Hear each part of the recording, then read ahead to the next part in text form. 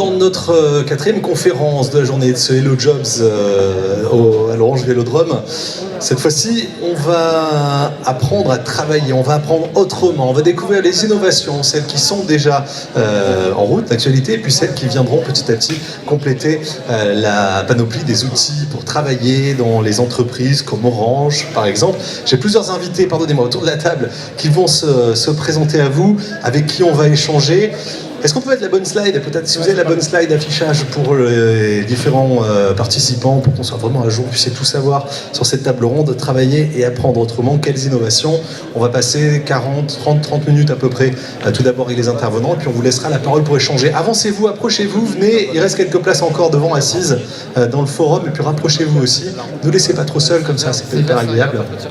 N'hésitez pas, rapprochez-vous à l'avant. Je vais vous laisser vous présenter chacun, vous parlerez aussi de vos métiers, de vos jobs, parce que c'est important, et on a envie de savoir ce que vous faites, comment vous le faites, et puis comment vous y êtes arrivé aussi. Christine Défiance, vous allez prendre la parole. Je vais vous laisser tout d'abord vous présenter. Vous travaillez à la DRH du groupe Orange. Oui, tout à fait. Merci. Donc, je fais partie de la direction des ressources humaines du groupe Orange qui est basée à Paris. Et je m'occupe plus particulièrement d'innovation sociale et de nouveaux modes de travail. Donc je viens du monde de la recherche, où je travaillais déjà sur l'évolution des organisations, des modes de travail. Et aujourd'hui, j'ai rejoint la direction des ressources humaines pour apporter cette compétence à cette fonction-là. Marc-Antoine Auger, vous êtes responsable communication digitale chez Orange Sud-Est. Bonjour. Bonjour, c'est ça. Là aussi, explication sur votre métier. Qu'est-ce qu'on fait? Qu'est-ce que vous faites? Responsable de la communication digitale. Alors, responsable. C'est presque évident. Comme digital, presque évident, évidemment. Je suis en animation, évidemment, des réseaux sociaux d'Orange Sud-Est. J'espère d'ailleurs que vous êtes tous présents et tous connectés sur Orange PACA aujourd'hui, le compte Twitter. En tout cas, si vous ne l'êtes pas, vous êtes toujours à temps de vous inscrire. Voilà. Donc, c'est comme ça qu'on a des followers en plus. Exactement. En vrai. Concrètement, au jour le jour, au quotidien? Concrètement, au jour le jour, c'est de l'animation des réseaux, c'est du community management évidemment, c'est de la communication externe sur l'ensemble de la sphère digitale, et c'est évidemment la retranscription du plan digital national en local. Michel Chabot, bonjour. L'association s'appelle Article 1. Vous êtes l'un des membres fondateurs peut-être de cette association? Non, pas fondateur. Pas fondateur. Qui fait quoi? Qu'est-ce qu'on fait chez Article 1? Enfin déjà, je suis en mécénat de compétences chez Orange et je m'occupe donc de l'animation du réseau de bénévoles de cette association qui s'appelait Passeport Avenir et qui s'appelle aujourd'hui Article 1. Voilà, donc je suis en contact avec tout le réseau PACA de tous les bénévoles des entreprises. Ça veut dire quoi, faire un mécénat de compétences? Ça veut dire être en détachement, mis en détachement par la Fondation Orange auprès d'une association qu'on choisit soi-même en fonction de ses aspirations.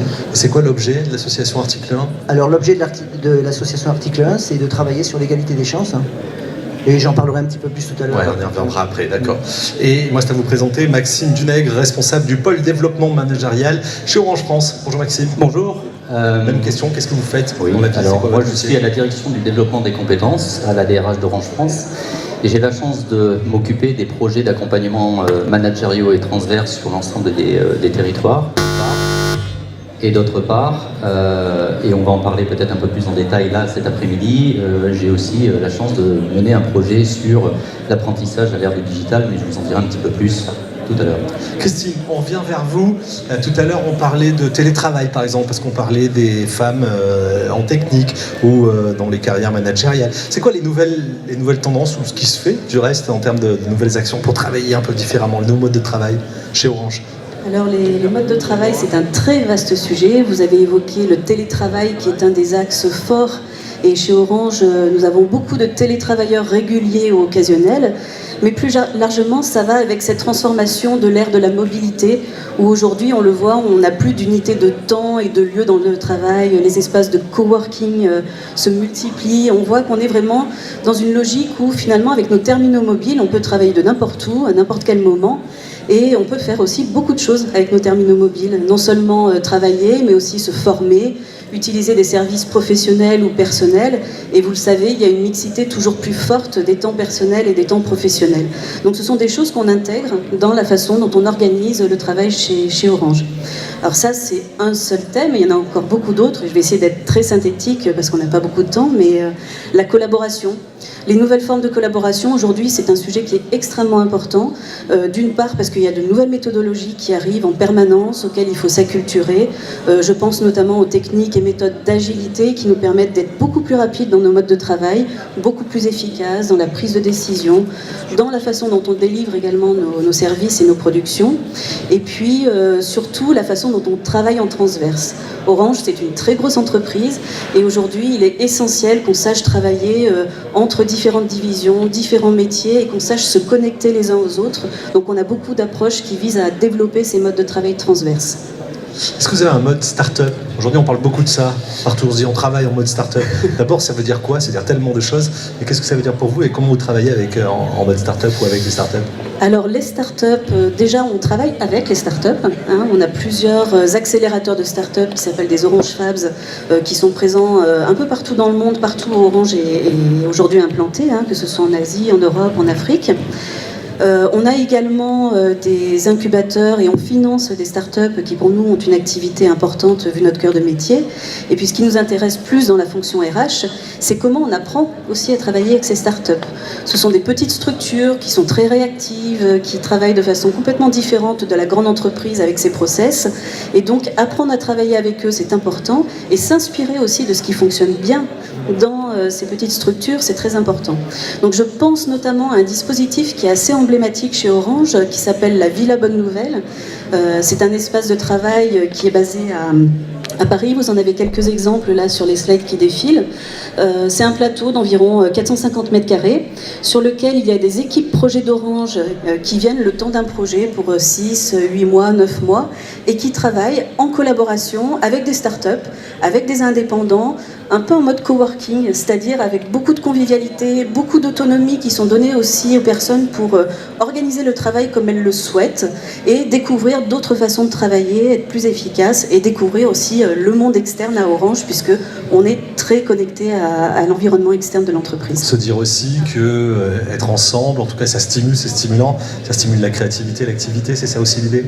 C'est de surtout pas être isolé? Alors non seulement ne pas être isolé, et puis surtout se responsabiliser. Travailler ensemble, avoir la contrainte de l'autre en miroir, c'est très important. Et ça va de pair aussi avec les nouvelles formes de management qu'on met en place au sein du groupe, puisqu'on est de plus en plus dans des logiques de déhiérarchisation, où on veut vraiment donner de l'autonomie aux équipes, de la responsabilité quant à l'organisation du travail. Ce sont les acteurs eux-mêmes qui savent comment ils sont efficaces. Donc on travaille beaucoup ces aspects-là. Et les postures du manager aujourd'hui sont très tournées vers l'accompagnement des équipes, vers on a ce qu'on appelle le fellowship, c'est-à-dire le manager suit les équipes, ne les contrôle pas, ne les dirige pas. C'est quoi l'intrapreneuriat chez Orange? Alors l'intrapreneuriat, c'est un concept déjà.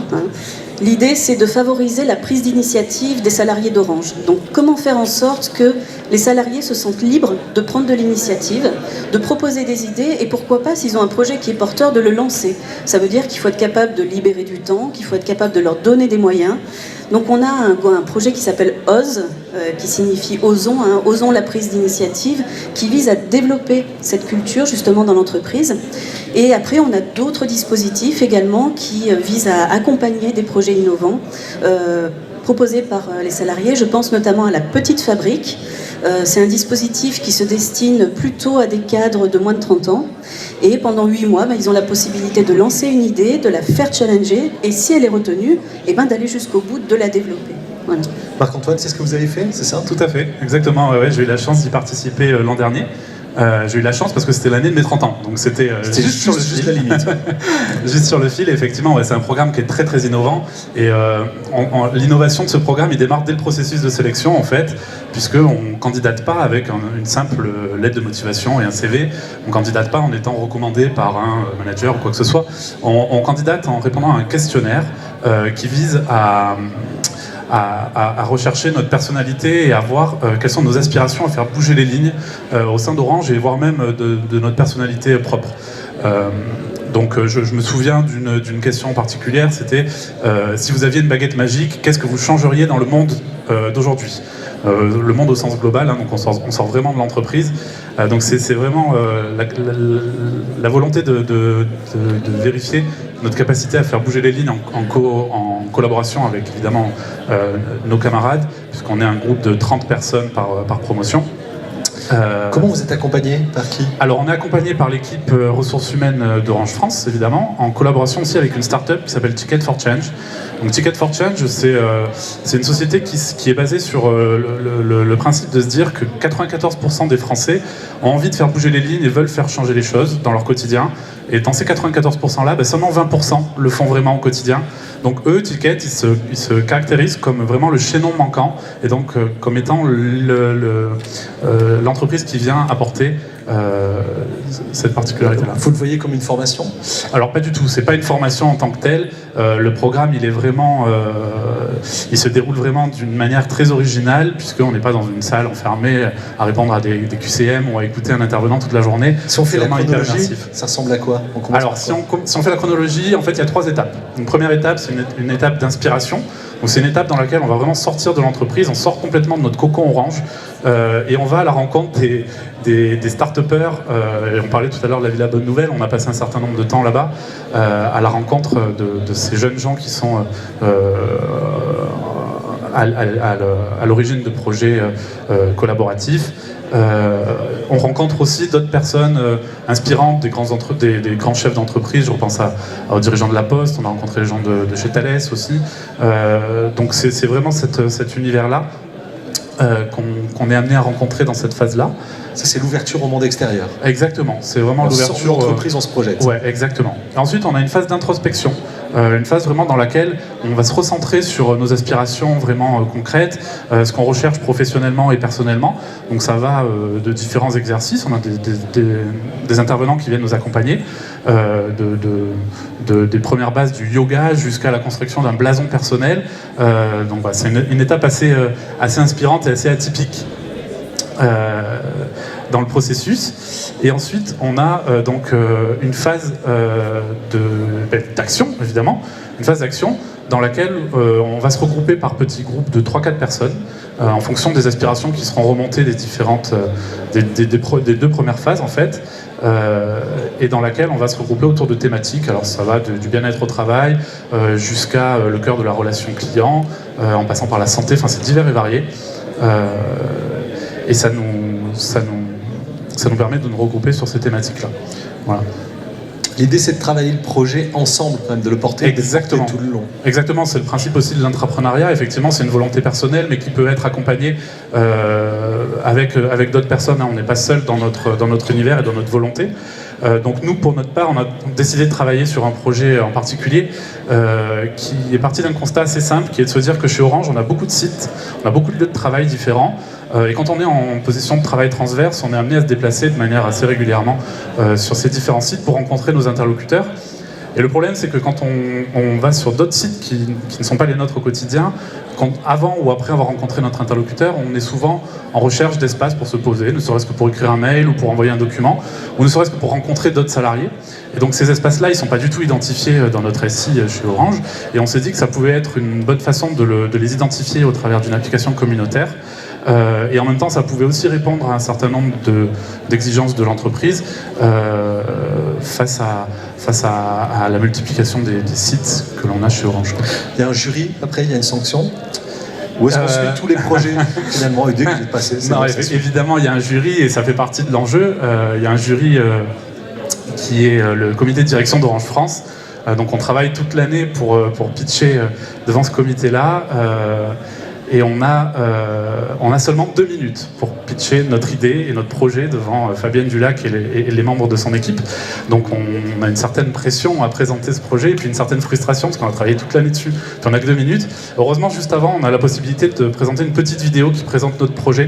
Donc ce que je vous propose, c'est de la passer. Ok ? C'est parti, on va regarder la vidéo. Il était 10h, j'étais plutôt matinale. J'avais réuni mon groupe de la petite fabrique pour préparer notre pitch. Ça, c'est Morad, justicier fédérateur. Il est mélomane et sa chanson préférée, c'est...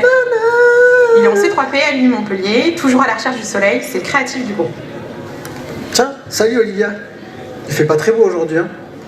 Ça, c'est Mylène, voyageuse humaniste. Elle est account manager à la Nantes et c'est la porte-parole du groupe. Et elle adore les crêpes. J'ai fait les crêpes. Ça, c'est Marc-Antoine, créateur d'Optimisme, responsable marketing à Marseille. C'est le designer du groupe et il adore poser devant les murs en briques.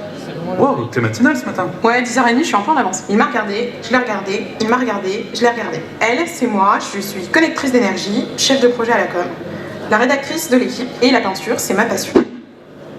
On se met où pour bosser?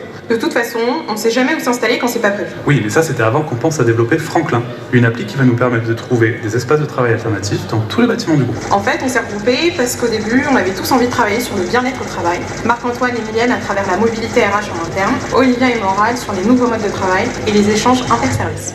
On s'est donc tous réunis pour brainstormer sur un projet. Ensuite, on a réfléchi au contenu de notre pitch. Ouais, bonne idée!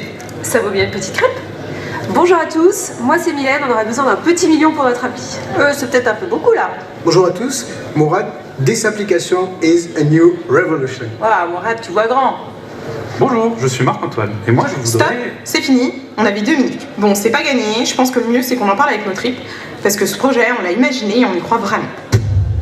Bref, on a préparé notre pitch. Un conseil, Cécile? Allez-y, la team Franklin. On a besoin de nouvelles générations pour inspirer les espaces de travail du XXIe siècle. Voilà pour le pitch du projet, la bonne présentation. Vous avez été choisi, vous avez vu quelle note?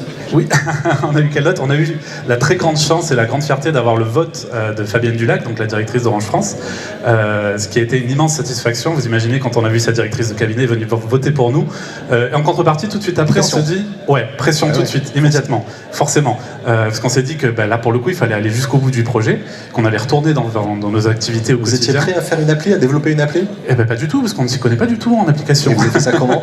On a activé nos réseaux, évidemment, on a mis en œuvre vraiment tout ce qu'on a appris au sein de la formation de la petite fabrique, et on s'est appuyé évidemment sur notre volonté d'intrapreneuriat pour aller activer tous nos réseaux et toutes les unités d'Orange qui travaillent justement sur ce sujet-là. Elle existe l'appli, ça y est? Alors elle n'existe pas encore, elle est en phase de développement et on espère la lancer en test d'ici la fin d'année. Allez, on suivra ça très très près. Ça vous a apporté quoi, cette expérience? À part le gros stress de la signature de Fabienne Dulac et des...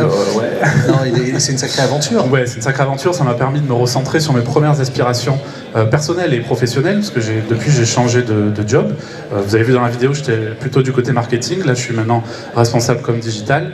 Ça m'a permis aussi d'avoir la chance de rencontrer un certain nombre de personnes inspirantes qu'on n'a pas l'habitude de rencontrer au quotidien. Et aussi et surtout, ça m'a permis d'intégrer et de formaliser un réseau finalement d'intrapreneurs, de jeunes gens qui ont envie chez Orange de faire bouger les lignes. Donc je salue d'ailleurs Guillaume Chabas que vous avez vu ce matin sur la cyberdéfense, cybersécurité, et qui a fait partie de la même promotion que moi. Donc voilà, on est devenu un grand groupe d'amis maintenant et on essaie d'intégrer les nouvelles générations. Génial. Tout ça. En tout cas, très belle aventure dans l'entreprise et un peu en dehors de l'entreprise aussi. Christine, il y avait d'autres modes collaboratifs à signaler, prenez celui que vous avez le choix. Je voudrais rebondir sur un point important que tu as signalé, c'est le fait que ça t'a permis de t'ouvrir, de créer un réseau, de rencontrer des gens. Et effectivement, quand on est dans un grand groupe comme Orange avec beaucoup de sites, c'est parfois assez difficile. Et je pense à une initiative qui est proche d'ici, sur Sophia Antipolis, puisque nous avons plusieurs sites d'Orange Business Services, d'Orange France, un site sur la vente entreprise, des RH, etc. Et en fait, on a créé un réseau pour connecter ces personnes qui sont distantes de quelques kilomètres seulement et qui ne se connaissaient pas. Et ça, c'est vraiment des initiatives qui sont appelées à se développer dans le futur pour connecter ces personnes et réussir à s'enrichir. Il y a une telle diversité au sein d'Orange qu'il y a vraiment des besoins de connecter les personnes. Donc cette initiative CapMed est aussi emblématique de ce besoin de connexion. On va laisser la parole à Michel maintenant pour redécouvrir l'association Article 1. Michel Chabot, vous avez un tout petit peu brossé l'objet de cette association, qui est la fusion entre les associations Fratelli et Passeport Avenir depuis le début de l'année. C'est ça. C'est ça. Absolument. L'idée, c'est de s'occuper des jeunes, les aider à l'orientation professionnelle.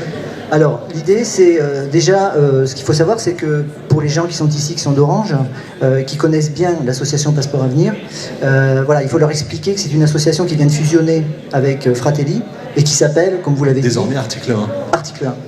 Donc c'est une association, évidemment, à but non lucratif, qui promeut l'égalité des chances, et c'est une association qui milite en faveur d'une société où l'orientation, les études, la réussite dans les études, l'insertion professionnelle ne dépendent pas, ou moins on va dire, des origines sociales, culturelles ou économiques. Donc nos deux associations ont développé depuis quelques années des programmes qui s'appuient un peu sur les mêmes bases.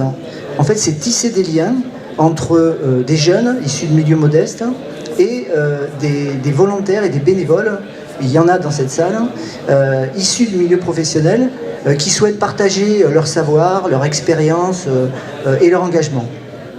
Voilà, donc en fait, nous aujourd'hui, on a réussi à toucher, on va dire, 12 000 élèves jusqu'à aujourd'hui, et on a une ambition depuis la fusion qui est de monter jusqu'à 100 000 élèves à la fin de l'année scolaire 2018-2019, donc c'est un objectif ambitieux. Il faut des tuteurs pour ça, ouais.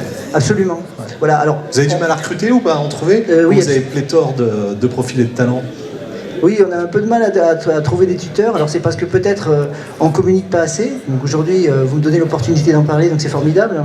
Mais on a quand même pas mal de tuteurs chez Orange, hein, puisque c'est quand même la société qui est, à mon avis, sur la région, la deuxième société qui fournit le plus de tuteurs, quoi.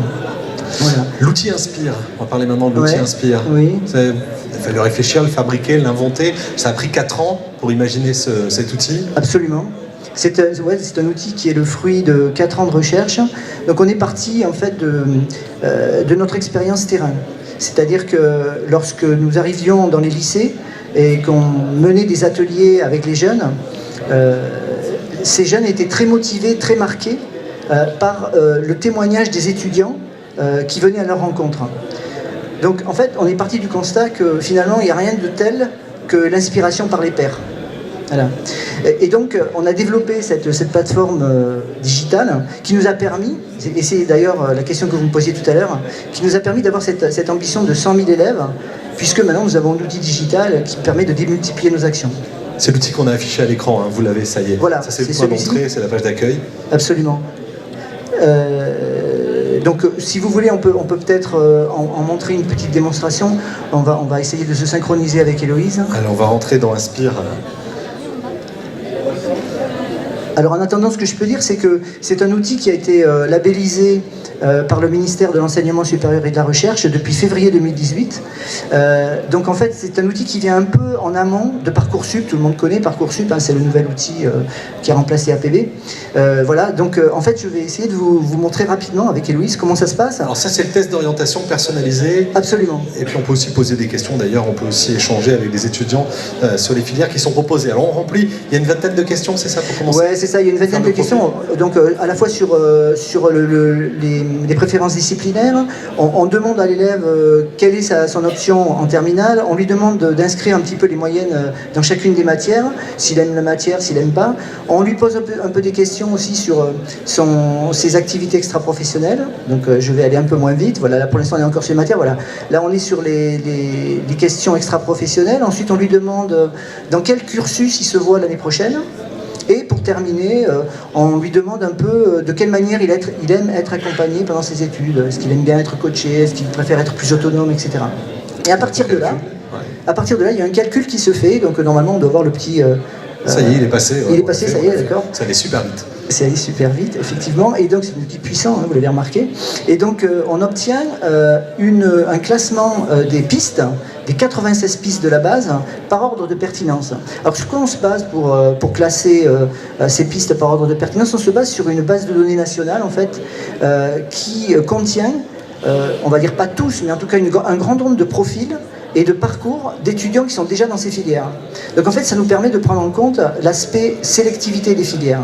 Ce qu'on fait aussi, c'est qu'on tient compte de l'établissement d'origine de l'élève, évidemment, parce que tout le monde sait qu'un 15 sur 20 au lycée Louis le Grand n'équivaut pas à un 15 sur 20 dans un autre établissement. Donc voilà, il y a tous ces critères qui sont pris en ligne de compte, et donc on obtient un classement par ordre de pertinence. Ensuite, on a la possibilité de cliquer sur un choix, et là, on obtient un certain nombre d'informations, en particulier sur les emplois du temps, on a des vidéos de témoignages, et on peut mettre cette piste dans son favori pour les retrouver plus facilement. On crée du lien aussi, on peut retrouver des étudiants qui ont choisi les mêmes filières, échanger et apprendre. Tout à fait, et donc ça c'est un peu la force de l'outil, c'est qu'à chaque piste est associée la photo d'un ou plusieurs étudiants qui ont choisi de s'engager pour justement répondre à des questions, alors soit en live, mais en tout cas sur rendez-vous, ou par mail, aux lycéens voilà, qui veulent leur poser des questions sur la vie étudiante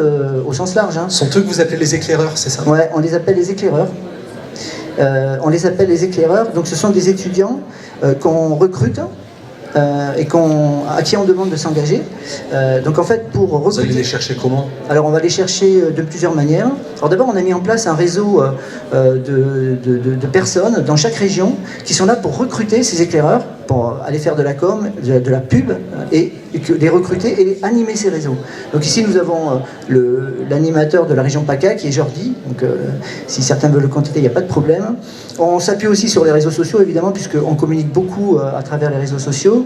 On s'appuie sur le réseau d'étudiants qui sont avec nous et qui sont des mentorés, en fait, qui bénéficient du programme Article 1. On s'appuie également sur des associations de jeunes comme FAGE, Unicité. Et on peut également s'appuyer sur les entreprises qui, elles, ont recruté soit des alternants, soit des stagiaires, qui leur proposent de participer à cette communauté. C'est excellent. L'objectif, on est à 100 000, c'est ça? Alors l'objectif, aujourd'hui, on avait un objectif de 10 000 éclaireurs recrutés. On est à 12 000. C'est 12 000, oui, éclaireurs, oui. Ouais, on est un peu en avance sur notre feuille de route. En revanche, sur les lycéens, c'est 100 000 en fait, notre objectif. On est à 30 000. Ouais, c'est pas mal, mais on peut mieux faire. C'est un bon tiers, mais ça va se faire. Ouais, donc justement, ça me donne l'occasion de vous remercier parce que j'en profite pour dire aux personnes qui sont ici d'aller, si ça les intéresse, d'aller voir un petit peu ce que propose l'outil, puis également d'en faire un petit peu la pub autour d'elle. Merci beaucoup, merci pour cette découverte. Merci. Michel Chabot et l'association Article 1. Vous restez avec nous évidemment après la conférence pour parler et pour échanger. Je reviens vers Maxime Dunag maintenant. La thématique c'est travailler et apprendre autrement. On a vu que les modes de travail évoluent. Comment on apprend autrement aujourd'hui? Ça change ça aussi? On est en plein bouleversement? Alors évidemment, on ne peut pas observer ces évolutions des modes de travail. L'évolution aussi, on n'en a pas forcément parlé, mais des métiers, parce qu'ils évoluent quotidiennement. Et puis on voit arriver l'émergence de nouveaux métiers, vous l'avez certainement découvert sur certains stands. Vous allez me dire, jusque-là, rien de bien nouveau parce que ça a toujours existé. Par contre, il y a un nouvel ingrédient aujourd'hui qui est la rapidité à laquelle ces évolutions se font. Et c'est la raison pour laquelle, pour pouvoir accompagner ces évolutions, on se doit nécessairement de repenser le modèle d'apprentissage qui est le nôtre. Pour le caricaturer un tout petit peu et pour vous montrer un petit peu le chemin que l'on doit parcourir, on doit passer d'un modèle d'apprentissage qui est plutôt une formation de masse, que l'on a appliqué depuis des années avec un certain succès d'ailleurs, à un modèle d'apprentissage qui doit être centré sur l'apprenant, extrêmement personnalisé, individualisé, et qui doit permettre à chacun de pouvoir retrouver ce dont il a besoin lorsqu'il en a besoin. Voilà, c'est juste le petit chemin que l'on doit parcourir. Et pour pouvoir faire cela, on a lancé il y a un peu plus d'1 an et demi, en fait, le CODIR d'Orange France a lancé un programme qui s'appelle Apprendre à l'ère du digital, que j'ai la chance de porter, et qui vise justement à accompagner cette transformation. Comment on va changer les outils de formation? Alors, tout va être digitalisé ou pas bientôt? Alors, pour répondre à cette question, j'aime assez bien prendre l'image que jusqu'à présent, la formation a beaucoup, et elle continue à le faire, accompagner finalement les évolutions technologiques. Ce que souhaite faire le domaine de la formation aujourd'hui, c'est finalement profiter de ces évolutions technologiques pour se réinventer. Est-ce que ça signifie qu'on va nécessairement digitaliser l'intégralité des formations? La réponse est évidemment non. Bien sûr qu'on va chercher à tirer le meilleur profit de toutes les nouvelles technologies qui se présentent à nous, de ces évolutions de support, de device, mais aussi aux nouvelles technologies en termes de conception de formation, puisque là, pour le coup, il y a quand même pléthore de solutions qui se présentent à nous, pour essayer de tirer le meilleur profit finalement de ces évolutions-là. Pour autant, l'idée, c'est pas nécessairement de faire du tout digital, c'est d'être efficace dans ce que l'on fait, parce qu'il ne s'agit pas de faire du digital pour faire du digital. Et j'aurais tendance à dire aujourd'hui qu'on est, nous aussi, acteurs de la formation en mode apprentissage.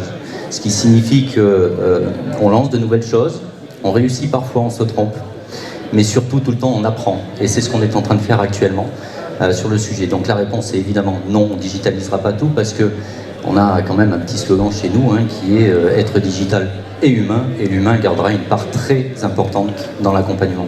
Mais on est vraiment en train de redessiner aujourd'hui les cartes de ceux qui accompagnent dans sa progression le salarié, dans sa formation, dans ses compétences? Alors, ça a forcément un impact et ce projet-là vise bien évidemment à mettre en place un certain nombre d'outils qui vont favoriser justement cette évolution-là, mais aussi à regarder l'impact que cela va avoir sur les ressources et sur les organisations. Je peux peut-être illustrer finalement une chose que l'on réalise actuellement pour vous montrer un petit peu ce que l'on est en train de tester, pour vous montrer l'impact que cela peut avoir.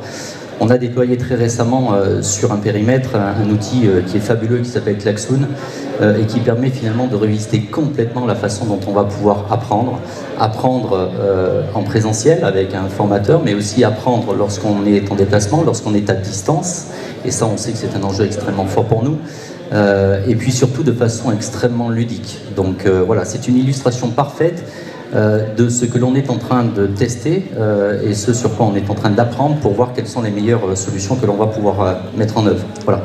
Mais sur les organisations, nécessairement, se pose la question finalement du rôle de chacun dans l'apprentissage. Je crois que, et vous l'avez dit, hein, le premier acteur du développement des compétences, c'est celui qui souhaite développer ses compétences. Donc, on a aujourd'hui un gros enjeu à faire comprendre finalement à tous les salariés d'Orange qu'ils sont d'abord les premiers acteurs de leur propre développement des compétences. Et l'un des objectifs de la digitalisation de la formation, c'est justement leur mettre à disposition des ressources qui leur permettent de développer cette autonomie. Voilà. Donc ça, c'est un point important. Et même si on est face à son ordinateur ou face à son mobile pour apprendre, on bénéficie aussi, comme vous venez de l'évoquer, de communautés d'apprentissage qui sont en train de se développer.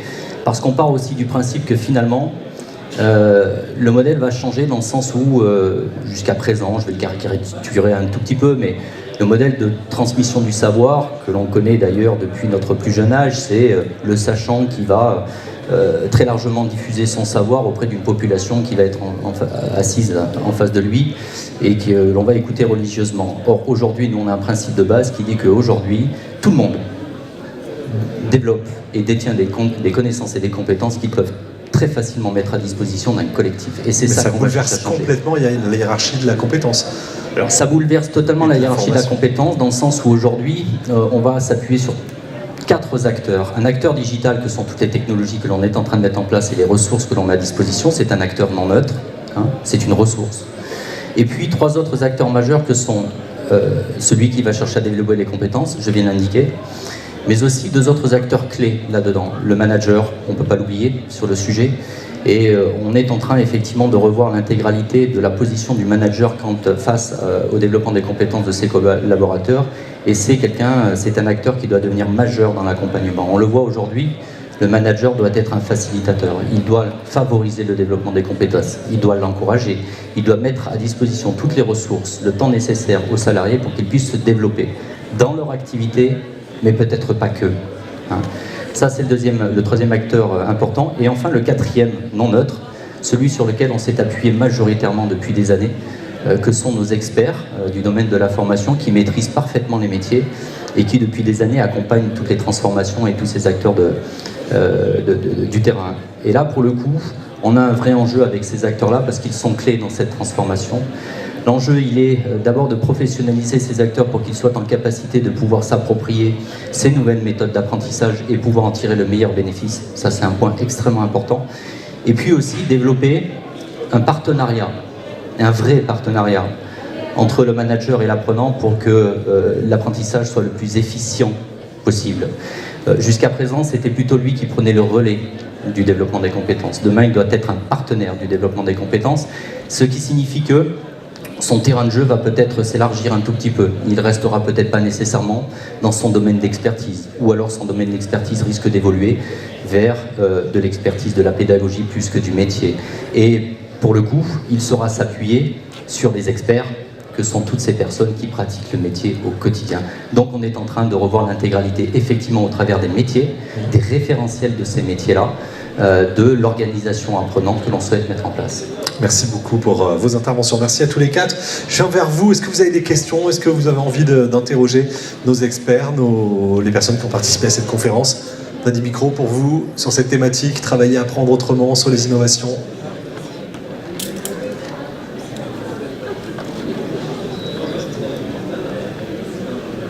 C'est un silence parfait si vous Alors, avez été peut-être je peux rajouter, parce que vous repartiez aussi avec autre chose, c'est que on a développé dans ce cadre-là effectivement un outil qui s'appelle la valise digitale, qui me paraît extrêmement important. On a vu des images en illustration tout à l'heure. Enfin, tous les salariés d'Orange y ont accès, elle est peu connue pour l'instant, on commence effectivement à communiquer là-dessus. L'objectif de cette valise, c'est de mettre à disposition des outils de chacun pour pouvoir justement, assez simplement, utiliser des outils de digitalisation de la formation, de l'information, de la communication, etc. Donc vous la retrouvez, cette valise digitale, avec un réseau communautaire Plaza qui vous accompagnera dans son utilisation. C'est la vidéo qu'on a vue tout à l'heure quand vous avez commencé à parler des outils numériques comme Klaxon par exemple. Christine. Oui, juste pour ajouter quelque chose, tu as parlé de Plaza. Plaza, c'est le réseau social interne de l'entreprise qui a été lancé il y a quelques années, qui a eu un petit peu de mal à démarrer au début comme tout nouvel outil. On a franchi récemment le cap des 50 000 inscrits sur ce réseau social et l'échange de savoir, de compétences, de pratiques, aussi bien professionnelles d'ailleurs que sur des sujets tout à fait personnels de passion, sont vraiment très très abondants et voilà, ça fait aussi partie, je pense, des dispositifs qui viennent naturellement en complément de tout ce travail abondant sur la formation. Merci beaucoup à tous les quatre. Évidemment, vous restez avec nous sur ce Hello Jobs de Marseille, encore pendant un bon petit moment pour échanger sur cette thématique. Merci de votre participation à tous et toutes.